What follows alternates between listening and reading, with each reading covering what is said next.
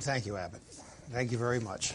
As I said last time in different words, one of the pleasures and joys and blessings of my life is to know you, your family, and the good folks here at Life Mission. And I dare say some of the other people who are our guests tonight. I'm really happy to see some friends and residents of Hamilton and elsewhere. It's a real delight. I understand, too, we may be live streamed somewhere, but I want to say hello to them, too, wherever they are. I think it's really valuable, Adam, to open with who this Wagner was. It took all my thunder for me, so I want to thank you all for coming tonight. As I think Butch asked last week, or last time, how did I get into this? Was that you who asked it? What is it? Oh, okay, I forget who it was. But anyway, as I started reading about the Wagner himself, I enjoyed excerpts of the music when I was about 18, 19, 20, beginning with that. I enjoyed the excerpts for the music. But as soon as I heard the singing, I couldn't take it, Tommy. I didn't like it at first. It was like high squeaking. But then I thought, well, there's got to be a reason why people listen to this. So then I tried again and followed the storyline, because there are words that the people are singing in opera, and you get a libretto. You can follow the words a little bit. You make out, in this case, the German syllables, and then you kind of see where the English is. You follow it on a bilateral translation, bilingual translation. And then I started reading about Wagner's life, and I was really put off by one of his essays, Judaism and Music. It's a vicious criticism of Jewish composers like Meyerbeer, who was real big in opera in the early days of Wagner's life. We're talking 1830s, 40s, I think. And I was really distressed by it. And upon more reading, I learned that his music was forbidden in Israel. Well, the man wrote anti-Semitic things. A whole national party that was anti-Semitic adapted him to their own uses, and people experienced horrors we cannot even imagine at the hands of those National Socialists. And some went to Israel. We can understand why I may have a bad association with this music. I don't want to hear it. Okay. I can't separate. Maybe I can't separate the man from this music. We should accept that. Interestingly enough, Wagner's music was not permitted in Israel. In 1981, the American conductor from India, Zubin Mehta, tried to conduct a little bit of Wagner as an encore. Well, people went crazy. In an Israeli symphony. I forget what orchestra. And he was, booed off the stage. He apologized and stopped. I want to say 2001, the Jewish conductor Daniel Barenboim, whom we'll see conduct the beginning of the Valkyrie, decided to try again in 2001. I'm quite sure, but don't quote me on that. And it was, in a sense, voted upon and approved.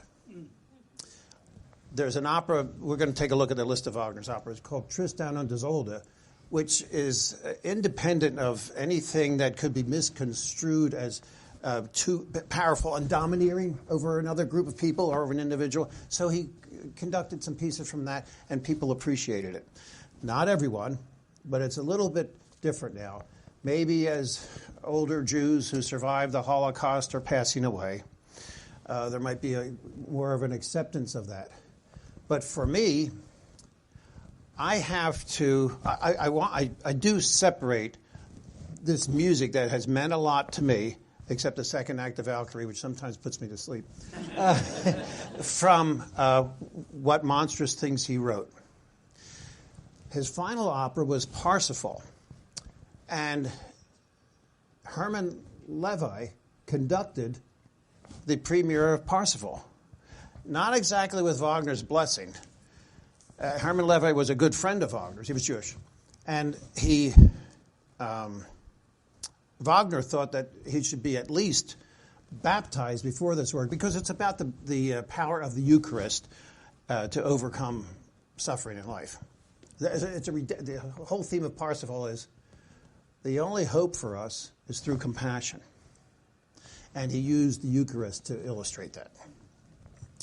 Well, Herman Levi said, no, I'm not going to be baptized. Well, in German, of course. I'm not going to do that. King Ludwig II wrote to Wagner and said, none of this squabble will make any sense. Don't be silly. He told Wagner, who was much older and whom King Ludwig II worshipped, in so many words, so in a way, he said, we're not going to deal with that squabble. So that means conducting your opera. Okay. And at Wagner's funeral, 2 Jewish men were among the 12 pallbearers at the funeral. But see, things got worse, didn't they? They got worse. So it's an issue each one of us has to resolve if it's important to us, or basically resolve. I like the music. Sometimes I think, yeah, I can see where that would be offensive. It sounds too domineering, different pieces of music. So I say I can understand. Here endeth the sermon.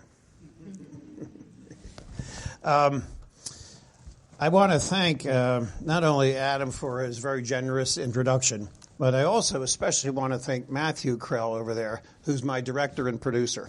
He put everything together here. And Leah and Sarah and Kate. Where's Kate? Kate, last time you remember, she was on the piano doing some of the leitmotifs. Kate would have performed tonight, but after doing the leitmotif for the Ring theme so many times, she's arthritic now in her fingers. So she can't play tonight. I'm hoping to recruit her again, perhaps for a go to Dameron. Maybe. We'll see. Maybe her father-in-law and mother-in-law can help persuade her and her husband. And I want to thank everyone here at Life Mission Fellowship for welcoming all of us here, including me. And thank whoever put the food together. I think it was Gretchen and somebody else put the food, a little hors d'oeuvres tonight. Thank you. And at the end of this, I have to run out to my car. I left literature on the New York Wagner Society in my car. If you're interested in learning more or expressing your opinion to the Wagner Society of New York, WSNY, you can join or write to them. And there's some nice literature in some of their monthly bulletins. On the handout, Dave, too, we have the links that you had sent us. Oh, I saw that, the QR codes. Yep. Okay, on the handout. So if you're interested in opera generally, you can take a look at that. Can we go to the pictures of Bayreuth? Is that where we're going next? Yes. Wagner is the only composer who designed his own opera house, and it was constructed, premiering in 1876, about 60 miles north of Munich in a small town called Bayreuth. This is it, and every year about 50,000 people from around the world try to get tickets to attend the Wagner operas. But they do other operas too, Richard Strauss, or even contemporary artists today. There's a Chinese opera composer who's done some extraordinary work that's been premiered in Philadelphia too. His work is being performed there. But that's what it looks like from the exterior. Is my voice coming through okay? Yeah. All right, I'm hearing kind of an echo. And inside, this is Wagner's own design to show the operas of the Ring. You have this incredible theater. When the door opens. There it is, the door opened. It was stuck. Look at that. This is his own design, modeled after ancient Greek and Roman stadiums. Doesn't sound right, does it? And he designed, as I said the last time, the sunken orchestra. He wanted to have opera that would have an invisible orchestra, whereas before the orchestra would be on stage sometimes with the opera performers or just on the bottom of the stage, and the conductor would be standing there in the way of everybody. He thought, let's make it a sunken orchestra, and here it is. So most opera houses around the world today use Wagner's idea of the invisible orchestra. It's sunken. And we're going to keep that up there for a little while. No, we're going to come back to that, I think. But first, what are we doing here? What is this thing called opera? And we have all age groups represented here, including some senior citizens and youngsters. This thing called opera is a spectacle, a performing art that's a play. But instead of speaking the parts, with some exceptions like Beethoven's only opera Fidelio, there are spoken word parts in that extraordinarily beautiful opera. most of the lines, most of the poem, most of the story is sung. Not like a musical, though, where sometimes they sing, most of the times they don't. There's always time for a song. The whole thing in opera is generally sung.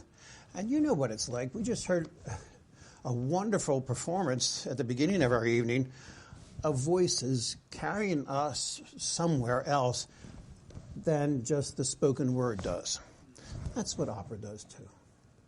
And there are some terms in opera that we should mention. You have, in traditional operas, times where someone sings an aria.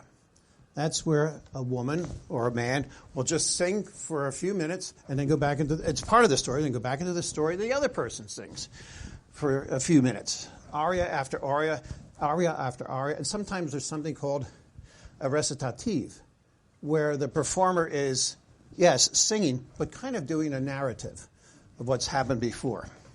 Wagner did that in his early operas. Can we look at that now, Matthew? Thank you. Here are Wagner's major works. Die Feen, when he was 20 years old, he wrote, it's bad. However, it has been recorded, and for musicologists or real Wagnerians, it's interesting to hear. Das Liebesverbot, the ban on love, which I like to translate as forbidden love, but others don't. I don't know why. It's based on Shakespeare's play Measure for Measure. That has some mildly interesting music to it, but these two operas are performed once in a while as curiosity pieces only. Then he scored his first hit with Rienzi, based on a novel by Bulwer Lytton. He wrote Ben-Hur, you know that, same author. And Die Fliegende Holländer, the Flying Dutchman, which he thought of when he and his first wife, Minna, were trapped on a ship in the English Channel during a horrendous storm. He was trying to make his career moves in England at that time, and it was a terrifying experience, and he decided to write an opera based on the Fliegende Holländer. We will hear a tiny excerpt from that near the end of tonight. And then Tannhäuser was a real big hit. We'll hear part of that. That's a remarkably beautiful work. And with the Flying Dutchman, Der Fliegende Holländer, the Flying Dutchman, and all the rest except one or two, he has this theme of the power of women's love to redeem humankind. And it really starts with the Flying Dutchman. We go to Tannhäuser, we go to Lohengrin, and then as he finished Lohengrin, he turned his attention to the Ring, working on that from 1848 to 1874, a Herculean achievement of over a quarter of a century. And we're going to look tonight at the second one, Die Valkyrie, as you see there. But if we could go back just once more, thanks, Matthew. As he composed The Ring, the poem, his purposes, essays on his purposes, trying to raise money to survive because he was exiled from Germany for 12 years. Because he took part in a kind of anarchist communist revolution of 1848. Don't do this at home. He was thrown out of Germany, what became Germany anyway, and he would spend a lot of time in Switzerland, really impoverished. But he also, while he's working on The Ring, writes Die Meistersinger von Nuremberg because people said, this composer, he can't do anything comic. He can't do anything light. And he said, yeah, I can. So he wrote Die Meistersinger von Nuremberg to show him. Beautiful melodies, a little long, and an opera that's beyond words, Tristan und Isolde, the greatest love story ever, with music that someone described as death ecstasies, because the only consummation for the lovers, Tristan and Isolde, is to die together. Don't do this either. And then The Ring was finished, and he turned to write one last work, Parsifal. He had other material, one called Die Sieger, about the life of the Buddha. And King Ludwig II wrote to Wagner after the premiere of Parsifal in 1882 and said, now you can turn to Die Sieger, the victors. And he said, no, nothing more can be expected from me. And passed away February 13th, 1883 at the age of 69 in Venice.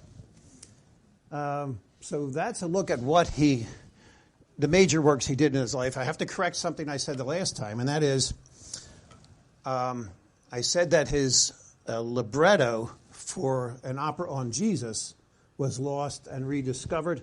I was wrong. It wasn't that opera. excuse me, it was actually a comic opera he wrote on a story from the 1001 Arabian Nights called The Happy Bear Family. I have to wonder if his reputation might have been changed if that were finished. But there is some music from it, and in the year 2000, the London Royal Opera House performed the excerpts from that opera.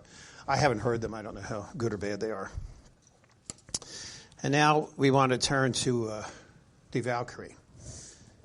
We're going to look at, that's the second opera in this tetralogy, although Wagner wanted us to see it as an introduction or prelude and then a trilogy, but it's really a tetralogy, 4 works in one. This is something some of you may recognize. This is a box set of Wagner's Ring des Nibelungen. Let me think, 3, 5, 10, 13, 16, 19 LPs to get the whole thing recorded. Made it in the late 50s. Let me just grab Die Valkyrie for randomly. Or this is Das Rheingold. Someone put them out of order. Couldn't have been me. Anyway, there are some young people here, my friends, who don't know what LPs are. This is an LP. Do we remember these? Okay. They're like old CDs. What are CDs? Oh, right. We've really moved along quite a bit. So anyway, I picked this up when I was in my early 20s or about 21. I don't exactly remember, but I just know it cost me a week's salary when I was an air conditioning repairman. And a book accompanies it, The Ring Resounding. This is actually the 8th recording of the whole Ring, but the only one worth listening to, among the early ones anyway. There are many others since then. So, now this is where the people from Life Mission get put on the spot. They didn't run out yet. Some of the folks in Life Mission have read this book. It's condensed and abridged the stories of the 4 Wagner operas. But it doesn't tell us what's happened between Das Rheingold and Die Valkyrie. Did anyone do any research to find out our story thus far and then what's happened since Das Rheingold as we open with Die Valkyrie? I have to call home in some cases here. Well, I guess it's up to me unless somebody wants to make something up.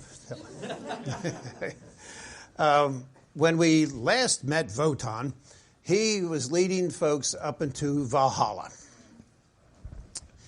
Well, since then, and again, please don't do this at home, Votan left Fricka for a while and fathered 9 children with the earth goddess Erda. They are the Valkyries. We know one of them was Brunhilde, who, by the way, I think is the real hero of these operas. I think it's Brunhilde, not Siegfried. And Wagner probably didn't realize that, but I would like to have told him. And there are other Valkyries, and we think, well, probably Wotan fathered them too with Erda. And he also had a set of twins with a woman from the Volsung race. And we don't know what happened to him. So he's already in trouble at home in Valhalla with his wife Fricka. Well, how does this opera open? I think that's basically covered what's happened since Das Rheingold and Die Valkyrie. Wagner's at his best when he's composing. Wait a minute. Cut. Wait. Thank you. I guess that's my director telling me you're talking too long. Get off the stage. I'm almost finished. With this music, we have an example of where Wagner was at his best. In very tender love moments or longing moments, or in storms. The prelude to Act 1 of Die Valkyrie. About 3 or 4 minutes.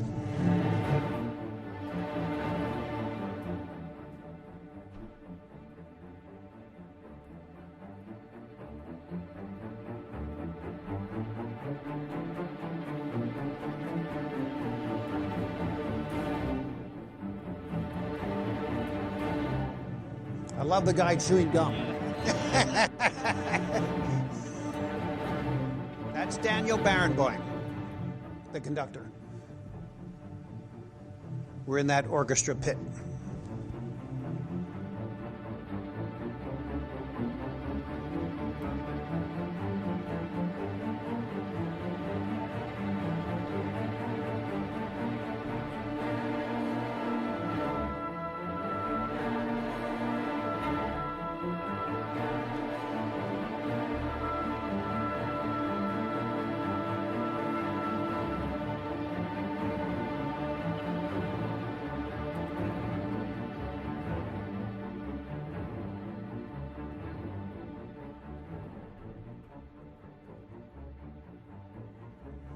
We want to imagine the character Siegmund racing through woods, avoiding danger.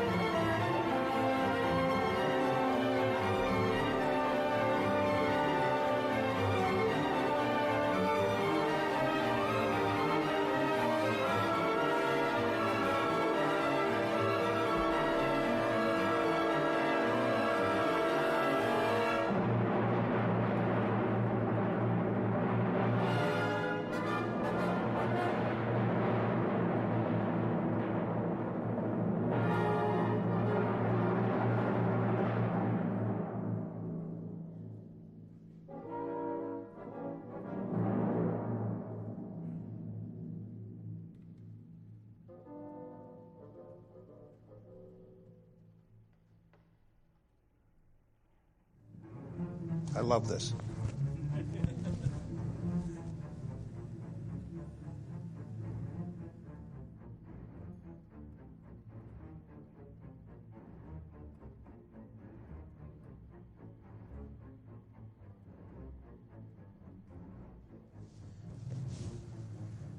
Then the opera opens. Act 1 of Die Valkyrie. A character named Siegmund has been running from people attacking him, obviously during a storm, because Wagner's good at writing storm music, and he stumbles upon this house of, anybody know? The house of, what is it? Hunding, yeah. And the other Zig name, Sieglinde, Hunding's wife. She's not very happy. Now, that conductor is Daniel Barenboim. He just turned 80 a couple weeks ago. It was all over Facebook. Well, not all over, but it was on Facebook. And sadly, he's had to retire. He has some neurological ailment that's forced him to stop conducting. He's the man who successfully conducted a little excerpt from Wagner or two in Israel in 2001 and has been invited back to do it since. It was anyway. And I don't know. I find Wagner's storm music just really exciting and dramatic. You know, I did, as some of you know, I did martial arts for a while, and I played some of this for a friend of mine one time after training, and he said, "Can you imagine how you can spar after you listen to this?" Yeah. I said, "Well, I guess so, but we never had Wagner in the Japanese dojo." So, my friends from Life Mission, what can you tell me about this opening act where Siegmund, running through the woods with people chasing him, when, a long time ago, thousands of years ago, and he stumbles into Hunding and Sieglinde's house. What's going on? Scared? Who does Siegmund meet first?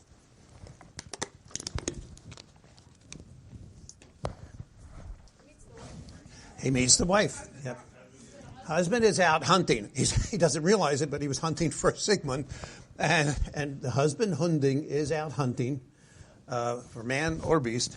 And Siegmund stumbles in and he meets Sieglinde. To cut some things out, what happens? What does she do for him?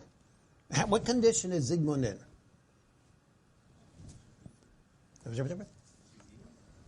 What is it? She will feed him. I thought you said she beat him. That's for her husband. No, she will feed him. And then Hunding comes home, Accepting, rejecting, what does he have to say? I think it's a combo. Yeah. He lets him stay the night. Yeah, you can stay the night because he discovers what? That he's his enemy. Yeah, that Hunding and Siegmund are enemies. But he said, well, you can stay the night. I'll fight you in the morning to get some rest. You know, very nice of him. And it turns out that Hunding's parents were killed by Siegmund, you know, a long time ago. And he's been chasing him, but now here he is in the house. Well, I got to welcome you to the house. You can stay and have something to eat. And what does Sieglinde do to Mr. Hunding?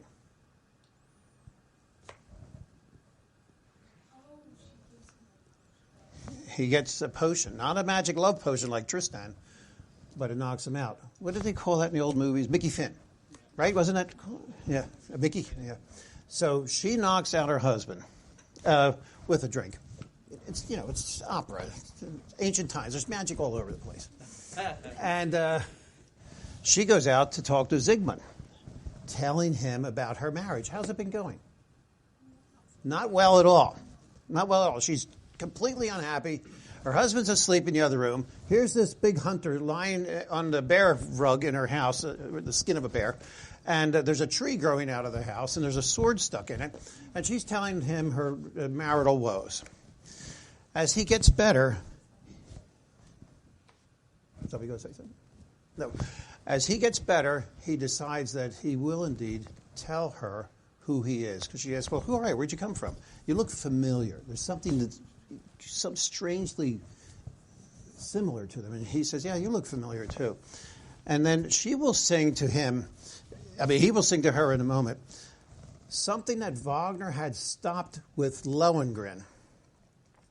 He had stopped writing arias and recitatives that I mentioned earlier, and now he's just going to have dialogue going back and forth like a regular play. It was new in opera. Because somebody had to sing for a few minutes, and somebody else had to sing for a few minutes, a chorus would sing. Now he's going back and forth line by line, especially in Tristan. Sometimes it's word after word, back and forth.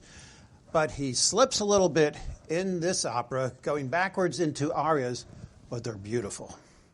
This one is sung by Peter Hoffmann. It's called Winterstorm. He tells Sieglinde what a miserable life he's had. It's almost, comical how miserable he's had a miserable life he's had. And then Sieglinde, will sing, realizing who he is, that you are my spring, du bist der Lenz. It's famous in the Wagner's operas. The Peter Hoffmann sadly died in 2010 of Parkinson's and pneumonia. I saw him perform at the Met. He was spectacular. And he also had a heavy metal band on the side. But after 2 divorces, he was broke and really was living in poverty until he wrote his autobiography during the Parkinson's and was able to do a little better. And the soprano is Janine Altmaier. She's an American. And let's hear this just for a few minutes, how Siegmund tells Sieglinde his life story. She realizes who he is. Who is he? They're brother and sister. They're twins that were separated when they were children. This is from Bayreuth.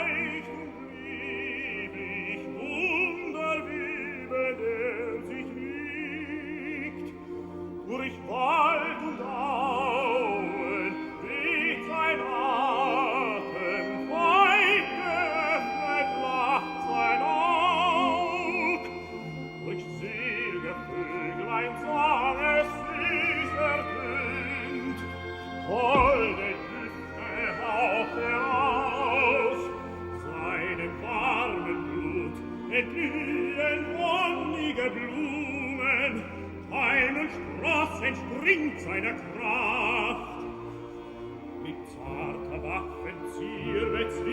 die Welt. Winter und Sturm, wichen der Haken her, wohl musste den tapfern Streichen die strenge Türe aufweichen, die trotzig und starr uns trennte von ihm.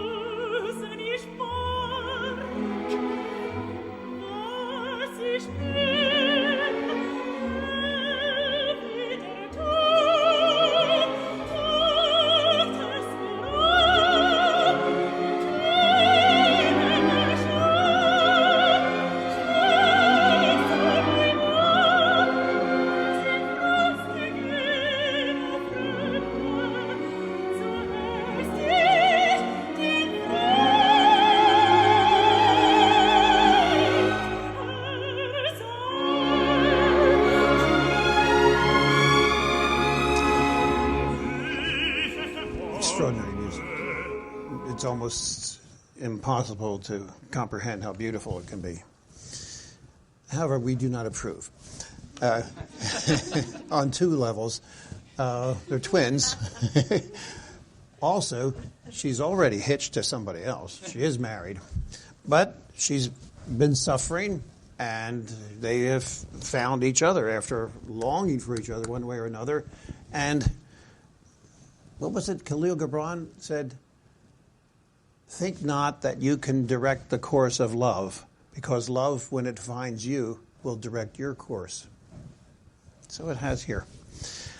One of my favorite sopranos, and a woman my wife and I stood next to in line at the Met one night, and I didn't know it was she, and when I saw her and she gave me a big smile, I was just frozen. I couldn't do anything, was the late, incomparable Jessie Norman, who passed just 3 years ago in 2019. I think she was from Georgia. I'm not sure. Her voice is indescribable. I'd like you to hear her sing You Are the Spring in another production of this opera, just for 2 minutes. That's Jessie Norman.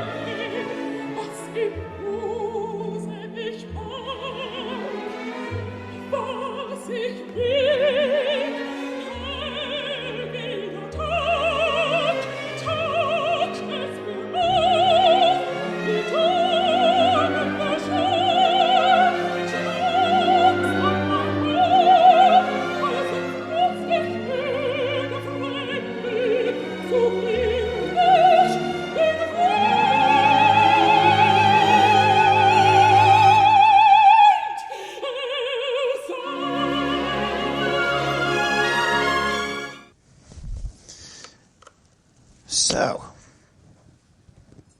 life missions scholars, what do Siegmund and Sieglinde decide to do? I know, you read it a few weeks ago. You can't remember. Well, here's a hint. They're crazy in love now. What do they have to do? What's that, Renee? They have to run off. Yeah. What is it in "O Brother, Where Art Thou"? "O Brother, Where Art Thou"? One of the kinfolk says, "She run oft." O-F-F-T. Run oft. R-U-N-O-F-F-T. She run oft. So they run oft together. And, of course, Hunding is, going to be after them. And we then turn to Act 2, which has a great prelude, but in the interest of time, we'll save it for your own searching, Googling sometime. What about Act 2? This is mainly on stage Wotan and Brunhilde, and then Wotan and Fricka. As a matter of fact, when Brunhilde says, "You're in big trouble," Wotan is daddy. Brunhilde says, "You're in big trouble. A storm is coming. Here comes your wife." And then leaves. It's great. She actually says those words, "A storm is coming." And it's Fricka, who one of her qualities is that she's someone who's trying to establish marital harmony in relationships, obviously, in marital harmony, and she's somebody who's very involved in justice and propriety. Well, her husband's running around all over on the earth, cheating on her. It's kind of ironic.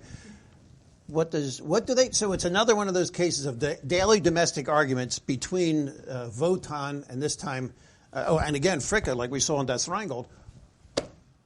What does Wotan want to do with Siegmund and Sieglinde, and what does Fricka want to do with Siegmund and Sieglinde?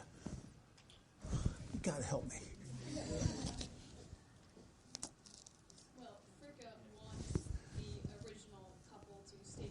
Hunding and Sieglinde. She said they're breaking their marital vows. And they're brother and sister, you idiot. Then why are you protecting them? Yes. And then Votan wants to kill Hunding and wants Siegmund Yep. to... The two Ziggies. Did he pull out the sword already? Yes. At the beginning, at the end of the first act, Siegmund has pulled out the sword from the great ash tree of the world. Long story. But a stranger put the sword in the tree. Well, that was Wotan, their unknown father.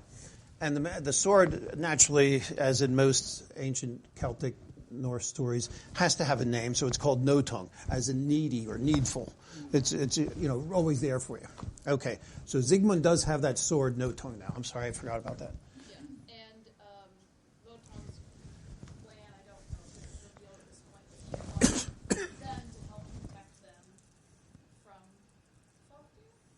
Well, he's concerned. You may remember the two giants in Das Rheingold, Fafnir and Fasolt.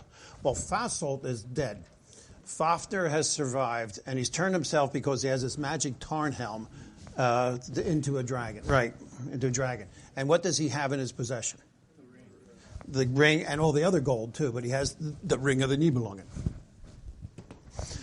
He has that, which gives the person all power. So why is he just hiding out with that as a dragon? I don't know. But Wotan is now in a quandary because he wants to protect Siegmund and Sieglinde because he needs somebody, because of some giant or god's curse or something. He has to get that ring back, and only somebody from Earth can help him do that. Fricka says, I don't really care. Their marriage, Hunding and Sieglinde, should be whole. So when Hunding shows up and they're going to fight, Hunding versus Siegmund, you have to protect who? Hunding, so that he can return to his wife Sieglinde. Votan wants to save Siegmund. But there's a problem. Brunhilde. Do I have this backwards? No. There's a problem. He knows he's been disobedient as a husband. He has to give in to his wife and protect Hunding and help Hunding kill Siegmund. And Brunhilde says, no, I want Siegmund and Sieglinde to be together. Act 3 ends with what? Funny things, odd things. Siegmund and Hunding fight. By the way, Hunding is announced with this Alp horn, this massive 10-foot-long horn with a great big bell at the end. And there's only, I think, one tone to it. We'll hear it in To Go to Damrung. But it's a real deep thing that Wagner was the first to use in opera. He and Verdi were the first to use anvils in opera. And Wagner also created a Wagnerian tuba, which is somewhere between a tuba and a French horn for different sounds that he wanted in this ring. So Hunding and Siegmund fight. Votan breaks Siegmund's sword, the one that he put in the tree, this magic sword. All power's gone from it. Hunding kills Siegmund, even though Brunhilde tried to protect Siegmund. He's dead, but because she tried to protect him, Wotan's really mad at it. I know you've done what I originally wanted to do, but my wife Fricka said I had to protect Hunding, and you went ahead disobeying me, who didn't want to do it anyway, but you did it. You've disobeyed me, dear. My daughter Brunhilde has disobeyed me. Wotan says, and Sieglinde and Siegmund now run off. End of Act 2. Here, friends, is the beginning of Act 3. I think. This is an odd production with animation. Instead of sets, we have animation, and the performers sing on stage with animation around them. I think this is in England, but I may be wrong. It's in German still.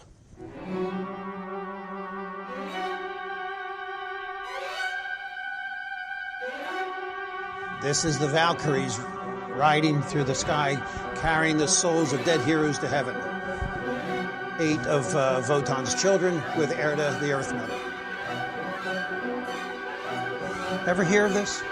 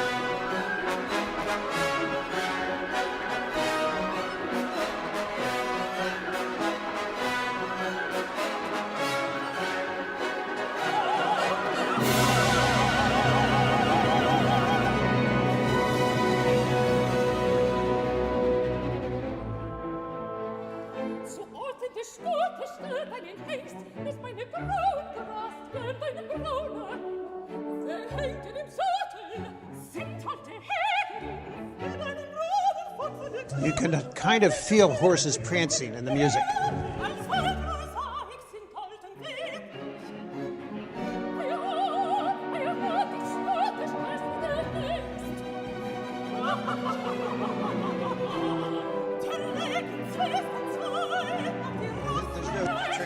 For that, it's just hi ho ho ho or laughter, and the Valkyries. Then we learn that Brunhilde would like to solicit their aid in hiding Siegmund and Sieglinde, and you can see there's a little animation there. And it looked like this production went back to the old-fashioned idea of the orchestra's back on the stage, and there's no real acting. The singers just stand in the front, but there's animation. There's another interesting version of an animated Wagner with a couple moments from The Flying Dutchman and Tannhäuser, as I mentioned earlier. Check this out, this production here. Wagner's rolling around in the grave, I'm sure, somewhere. So that is the famous Kill the Wabbit with my spear and magic helmet. Back to our story. I'm glad you enjoyed that. Siegfried, he's not here yet. Sieglinde and Siegmund are running off in the woods, and they encounter Brunhilde, and Brunhilde says, I can save you if you die and come to Valhalla. It's a strange way of saving somebody. Valhalla was kind of their afterlife in Norse and some Celtic myths. And he says, can Sieglinde come with me? And she said, no, she has to be here because she's carrying your child. And he says, well, then I'm not leaving. I'll kill her and me. We're going to die together. She says, wait a minute. No, we're not going to do that. That's too operatic. And so they decide to do something else. And make a long story short, that was actually in the beginning. That was in the part of Act 2. And now, I forgot, that's a postscript. Now Sieglinde is on her own. And because you remember from Act 2, Hunding had killed Siegmund with the assistance of Votan. By the way, Votan was a little disgusted with the whole deal. He walks next to Hunding, who has killed Siegmund, and he waves his hand, and Hunding's just dead. He's gone. He's out of the picture. Why didn't you do that in the beginning? Yeah. Then it would have saved everybody a lot of trouble. The opera would have been over. We could have gone out for dinner by now. I forgot that in Act 2. Please forgive me. I just was eager to get to Bugs Bunny to give you a break. We're almost done, by the way. It's only, another 3 or 4 hours. So we come to this really poignant moment where some of the music is Wagner at his greatest. A searing heartache for Wotan and for Brunhilde, because while Wotan obeyed his wife and what his wife wanted to happen has happened, Brunhilde had disobeyed him. And now he has to punish her. You know how gods are. They have all these rules that we don't understand. And now there's some unwritten godish law where he has to punish her. He's going to put her to sleep for disobeying him with one codicil. What's the codicil? You're going to go to sleep, and she says, okay, you can put me to sleep, but if I'm going to awaken, what? You're about to say, Jordan. You're going to go to sleep. Yes, real loud. Only the one brave enough to cross my barrier of fire. Yep. She says, I want only the hero who knows no fear, who's brave enough to cut through the fire that I know you're going to put around my rock here when you put me to sleep. He will awaken me. That's what I want. Okay, you have to do this, but give me the hero who awakens me, the one who knows no fear. But at the same time, Wotan has to say goodbye to her. Now, this piece is called, that you're going to hear now, we're going to close up in a moment, a few minutes. Wotan's farewell is roughly 20 minutes long in toto. We're not going to do that. But some of the music is unforgettably beautiful. And I just want you to hear a sample of this scene from a Met production where Votan is saying goodbye to his daughter Brunhilde with his heart broken. You can't have gotten through this life without having to say goodbye to someone. Maybe it's even a child going off to college or Votech school or a military. Maybe it's someone we are not sure we're going to see again. They're going to go far away and they live on the other side of the world, even though we have Zoom and all that. We can't have lived as long as some of us have without missing someone, without longing for somebody. And I think Wagner has captured that heartache, that desire, if we could only hold time still now, the longing that's going to come, and the fear. Listen to this brief excerpt from Wotan's farewell to his daughter Brunhilde. He doesn't want to do this, but it's the God's rule.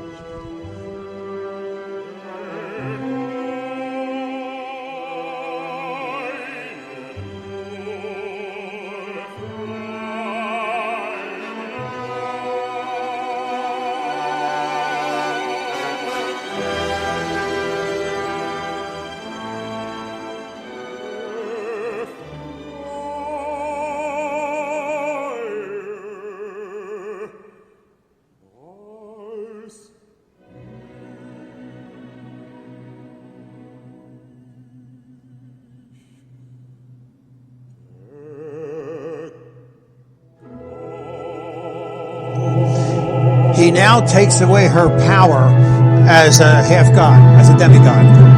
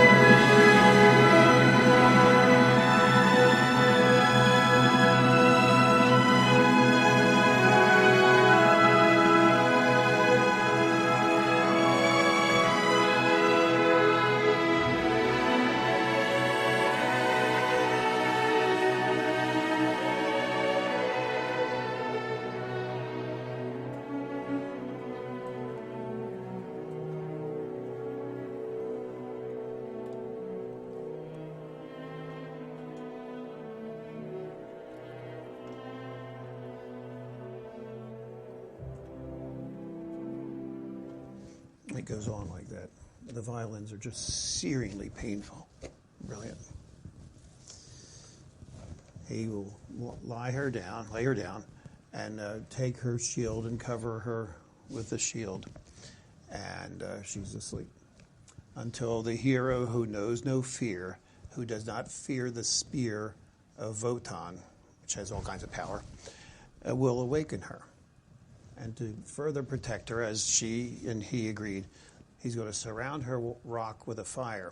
And you may remember the last time we met, Kate was playing the magic fire music. Well, you'll hear it at its finest in this last excerpt from Wagner's Die Valkyrie, and it'll take us to the end of the opera, when Votan, probably the loneliest god that's ever existed, walks off stage heartbroken. Walks, not on stage, off Brunhilde's rock, brokenhearted. This is from a production where they're dressed in modern attire. Semi.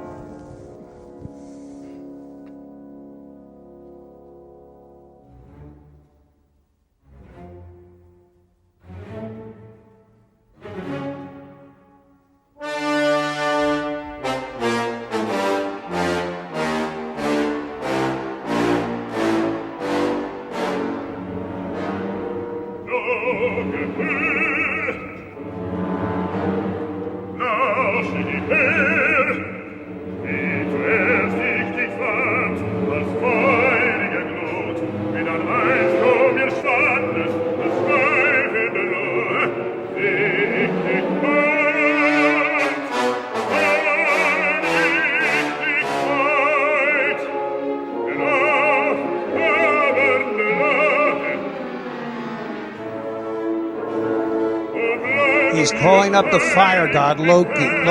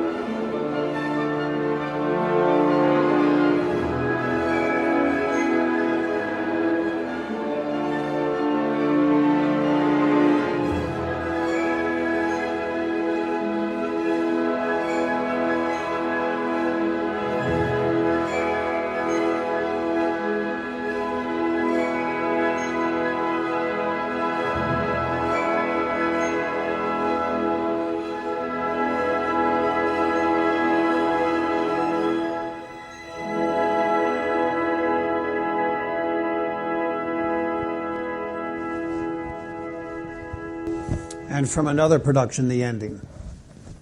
Coming up. Good night, Brunhilde. Well, there you have the second opera of Wagner's Ring des Nibelungen, Die Valkyrie. The next one will be Siegfried on Friday, January 13th, the Friday before Martin Luther King Day, that Monday. And sorry I got a little confused between Acts 2 and 3. It won't happen again. Interesting thing about this, we have illustrations for Wagner's operas that we've used as posters. when one art inspires another art, that's kind of it's called an ekphrastic experience, or I might look at this painting and try to write a poem in response to it. That's ekphrastic. In the words of Ed Sullivan years ago, in our audience tonight are some dear friends and some grand artists, Robert Roche and Suzanne Horvitz. Now, Suzanne, in your work, by the way, you must look up their websites, and they live right here in beautiful Hamilton, right here on our stage. I know that you've used quotations from Homer's Odyssey in your painting. Is that the same kind of thing where the words have inspired you, or vice versa, or does that work? Yeah, and the story has inspired me. Mm-hmm. I particularly like, I'm a big fan of opera because of the combination of, I like art that tells a story. Mm-hmm. And opera is music that tells a story. And there's the visual and music and words. And in my work, I'm a painter, but I try to combine the visual with the words and the story. Well, and you do it masterfully. You must, thank you. You must look up Suzanne Horvitz and Robert Roche. Google those names. You'll be stunned. You'll want them up here instead of me next time. Yeah, a little higher. One of Wagner's essays was called "The Artwork of the Future," and he believed that there should be a synthesis of all the arts, and that was opera, staging, sets, costumes, music, scenery, literature. He thought he was Shakespeare. Sometimes he comes close, especially in Tristan. And he wanted this unified art. And one of the biggest points he makes is that in his music dramas, what we can't say, what the words fail to communicate, the music will do it. I think so. I think he succeeded at that many times. Would you like to ask it? Thank you, Suzanne. Would you like to ask any questions or raise a point or make an observation? Laura? I can't recall exactly what you said. I won't remember either. About him being inspired by the storm when they were. Yeah, the English Channel that led to the Flying Dutchman. But I was wondering about did he hear the music in his head during the storm and then write it from that? I don't know. His custom was to write the poem first. As far as I know, and I'm a victim of what teachers have told me to or what I've read, he was the first to write his libretto first, the words. He would write a sketch of a story, then he would start writing the poem, and then the music would follow. So I don't know, but I really don't know. Could he hear that? I would think that he would have to have some inkling of what, when he was writing certain words, what kind of music he might want for that. There's a funny story from used in Das Rheingold. He was living, maybe I told this before, forgive me if I repeat myself, But when he was writing the music for Das Rheingold, and he'll use it again in Siegfried, he was living above Tinsmith. And he had this scene, I think I did tell you, when the gods, Votan and Loki, the fire god, who he called up in this last scene, are going down into the Nibelheim. And these men are working on gold and tapping. And we hear this loud noise coming over. And people were playing anvils backstage. He lived above a tinsmith, and the noise was driving him nuts. He used it. in Das Rheingold, and then again in Siegfried, when Siegfried will reassemble the sword Notung that Wotan broke up, that his father Siegmund had. But yeah. Or we use what's around us. So that's a great question. I've wondered the same thing. Like when John Lennon and Paul McCartney were writing songs, did the melody come first? Did the words come? Or any songwriter, which comes first? We know that in that famous song, I think every generation knows, Yesterday, Paul had the melody forever. in his head. He woke up and started playing this when they were filming the music Help, and he recorded it or wrote it down. I'm not sure what he did. They had tape recorders besides them all the time, beside their beds. Rolling Stones did the same thing. And he was playing it all the time for people on the set of Help. Do you know this melody? And the director was getting, no, I don't. You've played it so many times. And Paul called it Scrambled Eggs. Scrambled eggs, oh my darling, I love your legs. That's all he had. That was his beginning. Then it became Yesterday. So in that case, obviously the music came first, because the song Scrambled Eggs I don't think would make it.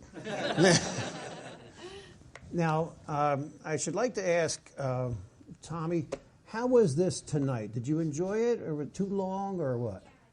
You liked it again? Okay, good. Thank you. Abby, was this okay? Yeah. Good. I'm glad you're both here again. Thank you. Something else? Good question. Who knows? Yes, Sam. When you attend an opera, is there like a narrator who tells you what the story is, or is that all coming from the singing? Typically, like at the Met, on the seat in front of you, in the back of the seat in front of you, will be a little digitalized libretto. You'll be able to read all the words they're singing. Like a teleprompter, thank you. The technical wizard over here. And I'm glad you spoke up. Adam, none of this would happen without you. I mean, Matthew, none of this would happen without you. Well, you wouldn't have happened without Adam and Lisa either. But so it all works out. But so you can read the words. And some productions of smaller opera houses, the words might be on the bottom of the stage or way up high, thrown up there or... it was like. Years ago, didn't they have programs, right? Yeah, Use their binoculars. Right, to look at the stars or their cleavage or something, and you know how opera is. Well, that's the old story. But anyway, you would get a program, but you would buy the libretto separately, and some of them are very valuable now. I saw a couple of Wagner libretto or programs back there. Are they the full librettos? Some of the old ones from 100 years ago are worth a lot of money. And people used to try to get autographs. Heidi? Quality, did they have a problem with the quality of the sound when they changed where they put the orchestra? How did that affect the audience being able to hear the music? Well, in the case of Wagner, whatever he was going to do, he would study. And he studied in the early 1870s how acoustics worked and knew that the sound could be echoed from the back of that under the stage sunken orchestra, that the sound would echo out of there. So that was it. The Philadelphia Orchestra, the Academy of Music is a prime example of someone who really studied acoustics. If you go to the old Academy of Music in Philadelphia and you look up, you see this massive hole in the ceiling where the chandelier can go up. It's brilliant. I took a tour of the Academy of Music when they used to do it about 45 years ago. And there's a similar-sized hole in the ground underneath those seats. So the sound echoes through those, I don't know if echo's the right word. Resonates, I suppose, would be better. All over the Academy of Music, so that somebody on stage could literally drop a pin, and they would hear it up in the amphitheater. So Wagner knew about acoustics. And so the sound is bounced out of the pit. Yep.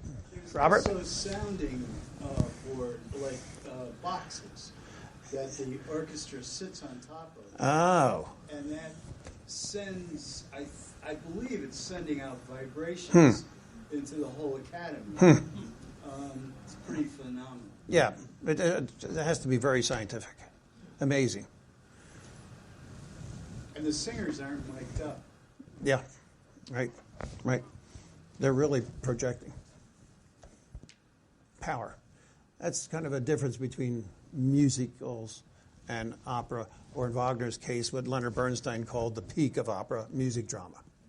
And Leonard Bernstein, too, to return to our original discussion, had a struggle for a while as a Jewish man about conducting Wagner, but he wound up falling in love with the music. Just put all that aside, he went right with the music. There's some great recordings of him on YouTube, too, but these things, LPs, CDs, whatever. of Bernstein conducting Wagner masterfully, though he was best with Gustav Mahler.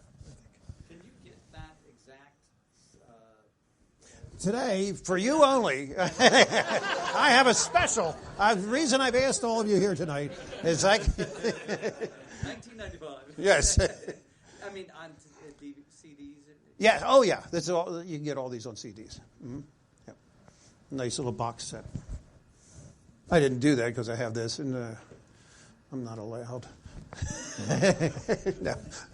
I have. We have Do you YouTube. play that, Dave? With a, I haven't for a while, but every once in a while I will up in the. I have a library. Every once in a while, it's been a while, but I'll put that on because the conductor here was George Solti, and he was a masterful Wagner and Gustav Mahler conductor, and some of the singers in here like Birgit Nielsen, soprano, Wolfgang Wingassen, tenor, are just phenomenal. They haven't been replaced by anyone. As a funny, interesting story, I've mentioned Tristan und Isolde a few times here. Wolfgang Wingassen, who plays Siegfried here, played Tristan. Birgit Nielsen, who plays Brunhilde in this recording, played Isolde to his Tristan. And when he died in about 1974 or 5, she said, we performed it together 99 times. Whenever I performed Tristan without him, I felt as though I were committing adultery. But the voices are spectacular. And I think something about the LPs make them special. Maybe because all the scratches over these 50 years I've had them, I don't know. Chris has that magic cleaner for records. That sounds like a good idea. That sounds like a good move. Something else? Thank you, Matthew. Thank you, everyone. Siegfried, January 13th. There he is, killing a dragon. Thank you. Thank you all. Thank you. Thank you. Thank you.